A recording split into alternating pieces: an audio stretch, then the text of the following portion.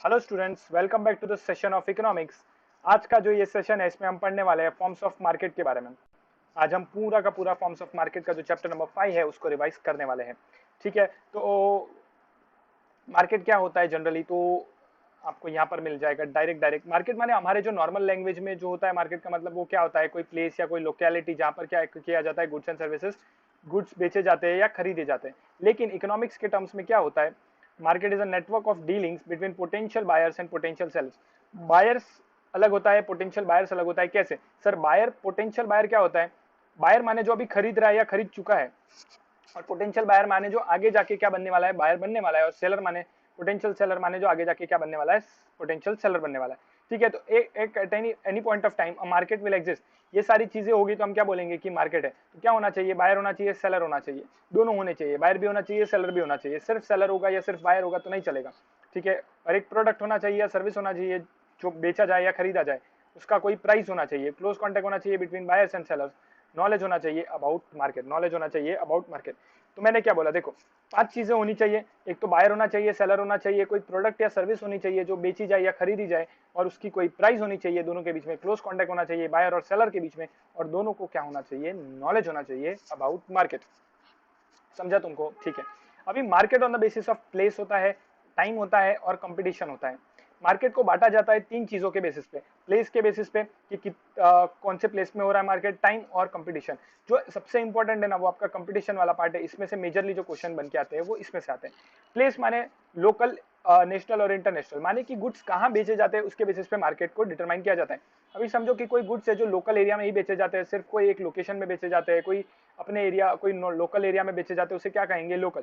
लेकिन कोई ऐसे गुड्स होते हैं जो पूरी कंट्री में बेचे जाते हैं, उसे कहते हैं नेशनल। और वैसे गुड्स, कुछ गुड्स जो होते हैं जो इंपोर्ट एक्सपोर्ट भी होते हैं, यानी कि जो इंडिया के या कोई कंट्री के बाहर भी बेचे जाते हैं, उसे कहते हैं इंटरनेशनल मार्केट। देखो चलो, तो सर ये सारे फैक्टर्स पढ़ने के बाद हमें एक और दिमाग में एक चीज आई है कि सर क्या अमेजोन जो है या फ्लिपकार्ट जो है वो लोग भी क्या एक मार्केट है? सर ये सारी चीजें होगी तो होगा। तो चलो देखो सारी चीजें है कि नहीं। बायर है, सेलर है, प्रोडक्ट है, सर्विसेज है जो बाय खरीदी जा सके, बेची जा सकते हैं, यस। प्राइस भी है, क्लोज कॉन्टेक्ट भी है, यस। अपन जब चाहे तब सेलर और बायर एक्सेस कर सकते हैं। दोनों को मार्केट का नॉलेज भी है।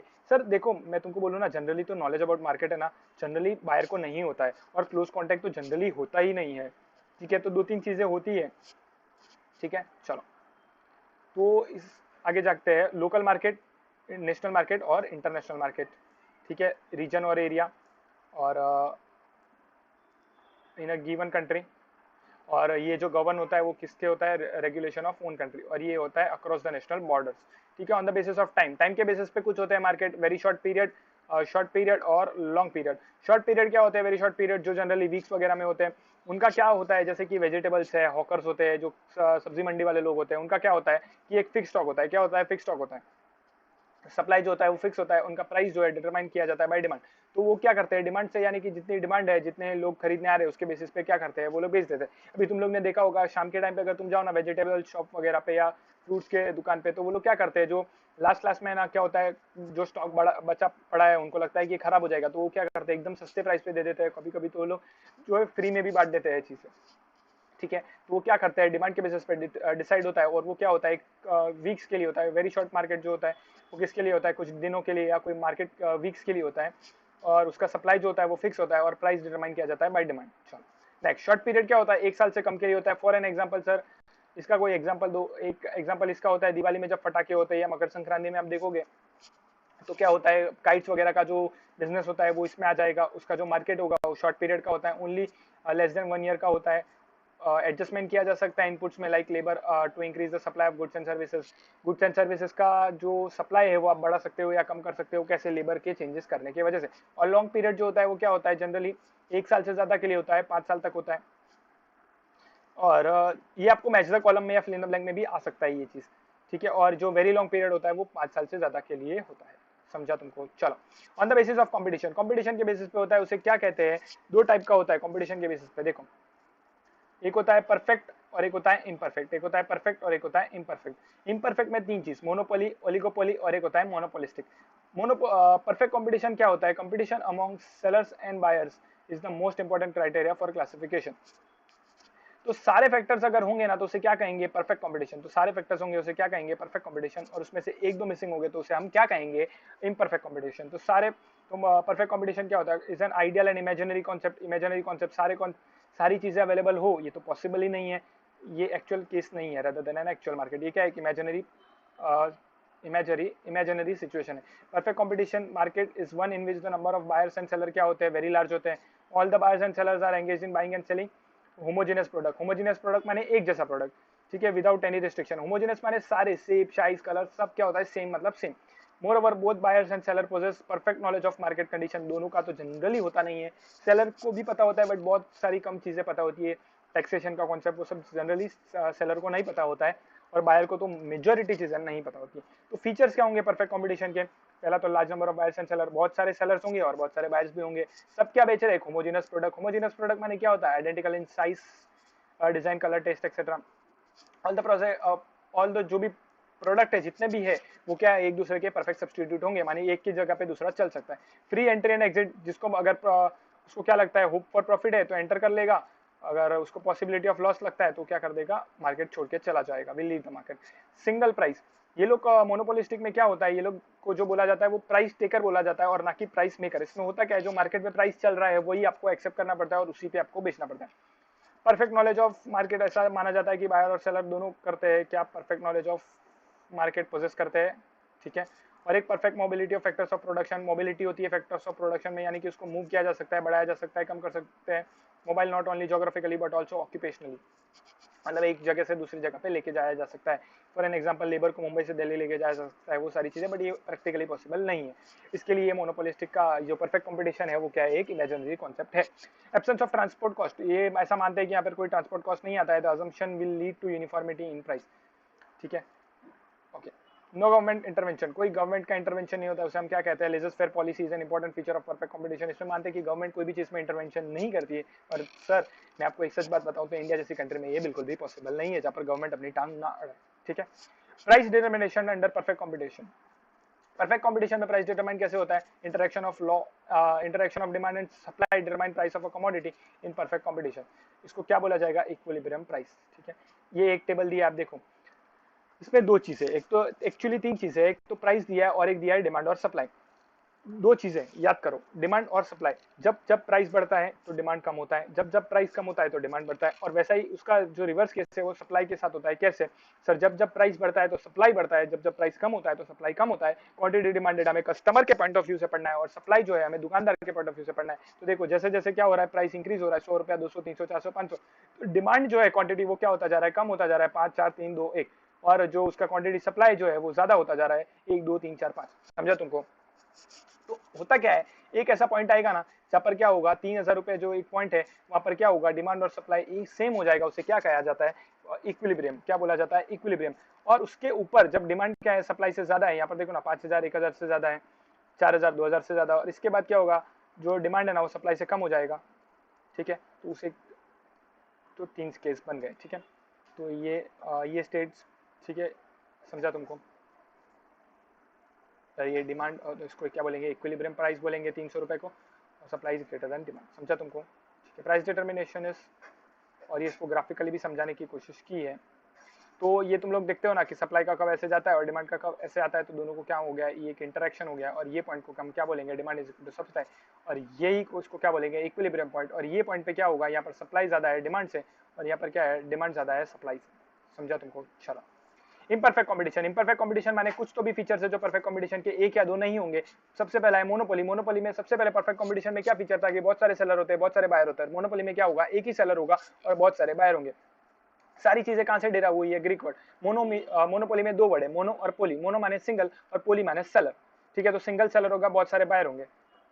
Only one seller who controls the entire market supply for a product which has no close substitute, ठीक है। इसका एक डेफिनेशन आपको पढ़ना है तो पढ़ सकते हैं, ठीक है।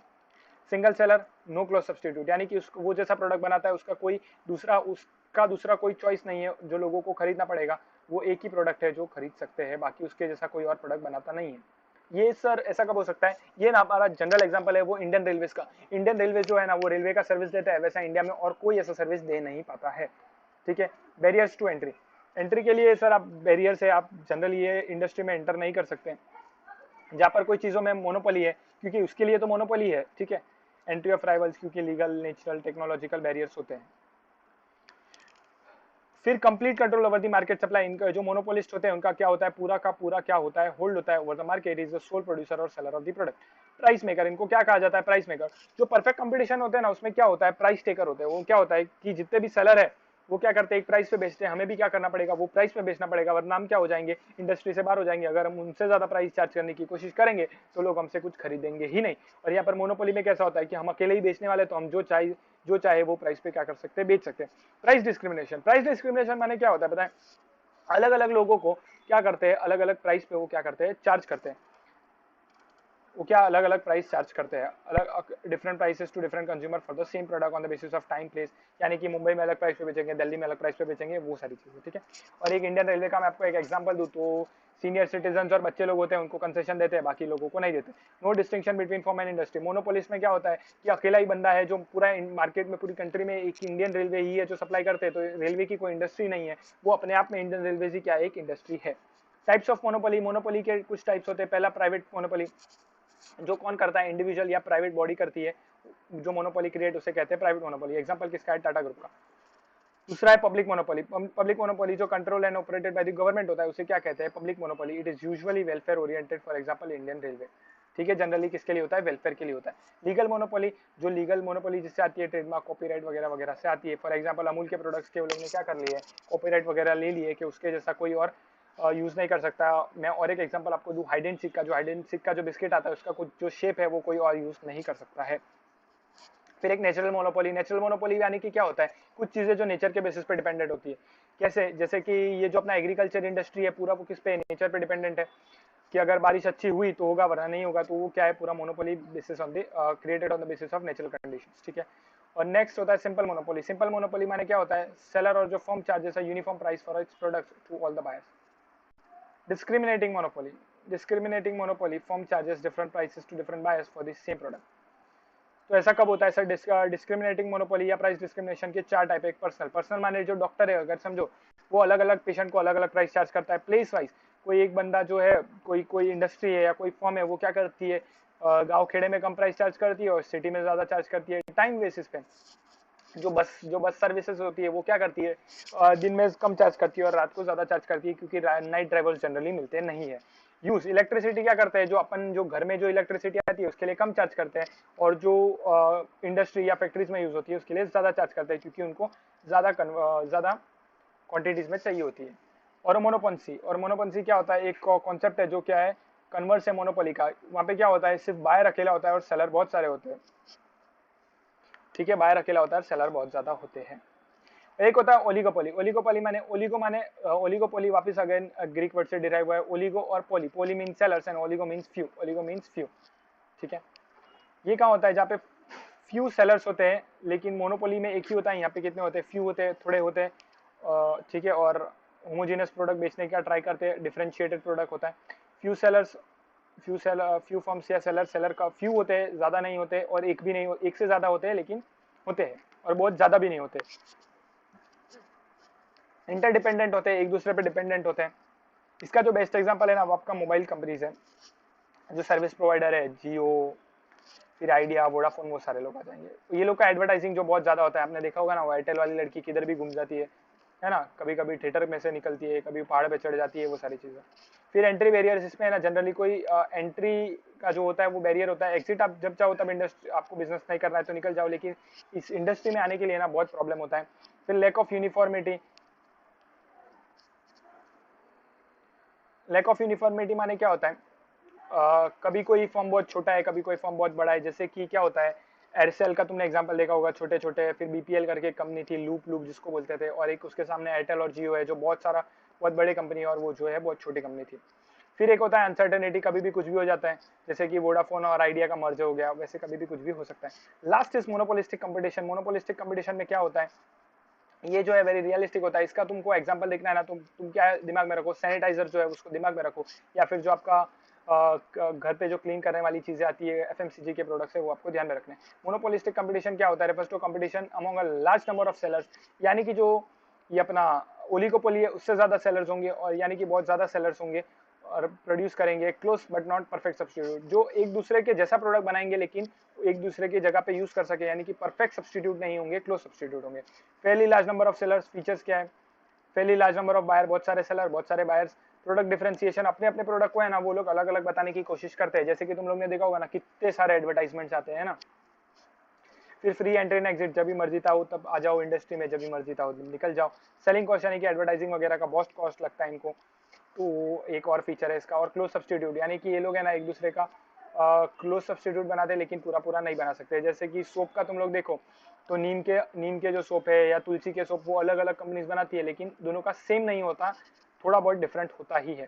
कॉन्सेप्ट ऑफ ग्रुप, कुछ ग्रुप कॉन्सेप्ट चलते हैं, जैसे कि इंडस्ट्री यूज नहीं होता यहाँ पर वर्ड जो होता है ग्रुप, यानी कि सोप का ग्रुप है या फिर ऑटोमोबाइल ग्रुप है, मेडिसिन ग्रुप है, वैसी सारी चीजें हैं। ठीक है, तो इसी के साथ अपना चैप्टर नंबर 5 जो है वो पूरा होता है। एकदम ही इजी चैप्टर है, 4 से 6 मार्क का वेटेज रहता है, प्लीज इसको पढ़ लो। ठीक है, और इसमें से जो मेन जो कॉन्सेप्ट पढ़ेंगे या जो मेन कॉन्सेप्ट जो आपके एग्जाम में आएगी वो ये इससे आने वाले हैं, इतने वाले पार्ट से। ये भी मैं आपको हिंट दे रहा हूँ, इससे आते हैं बट इतने कॉन्सेप्ट नहीं आते, तो जो मेजर कॉन्सेप्ट है वो इससे ही आएंगे, तो ये इंपॉर्टेंट है, पढ़ लो। ठीक है, चलो टिल देन साइनिंग ऑफ, जिगर सुबह, बाय बाय, टेक केयर।